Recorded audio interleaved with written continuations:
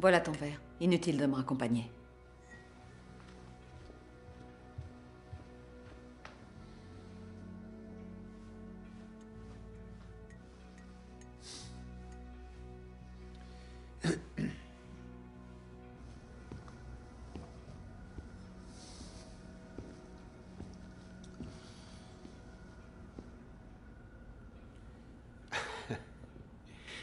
Il y avait un jeune garçon qui vivait dans la même rue que moi à Gaffney, à peu près mon âge. Il s'appelait Walter Hyson. Il avait pour habitude de s'enfuir de chez lui et de venir se réfugier chez nous, pour un oui ou pour un non.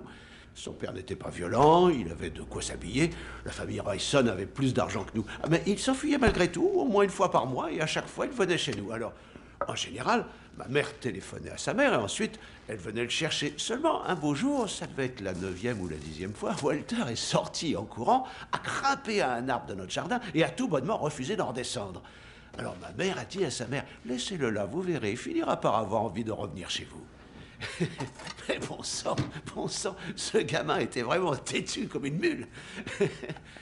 Et quand la nuit est tombée, il était toujours là-haut, sans nourriture ni eau, sans toilette. Et au moment de me coucher, j'ai regardé par la fenêtre et j'ai vu qu'il était en train de pleurer. Alors je lui ai dit, Walter, pourquoi tu ne descends pas? Et lui s'est contenté de hocher la tête pour dire non. Le lendemain matin, à mon réveil, j'ai regardé par la fenêtre et j'ai vu qu'il était toujours là-haut. Alors, après le petit déjeuner, je suis allé le voir avec une assiette de brouillé. Et je lui ai demandé s'il en voulait. Une fois encore, il a secoué la tête. Et là, j'ai vu rouge. Ce garçon avait une maison accueillante, une famille aimante. J'aurais tué pour avoir ces deux choses. Et lui s'en plaignait. Je suis allé dans la remise, je suis revenu avec une hache. Et j'ai dit à Walter, tu veux savoir ce que ça fait de vivre dans ma famille? J'ai donné un grand coup sur le tronc et Walter s'est mis à hurler. Et moi, je ne me suis pas arrêté. J'ai jamais entendu de cri aussi puissant que celui de Walter quand j'étais en train de frapper l'arbre. D'ailleurs, il a pissé dans son pantalon et il pleuvait de l'urine. Mais pour moi, ça n'avait aucune importance. J'ai continué à donner des coups de hache. Bien sûr, il n'a pas fallu longtemps à Walter pour descendre et courir jusque chez lui. Il avait seulement besoin de motivation.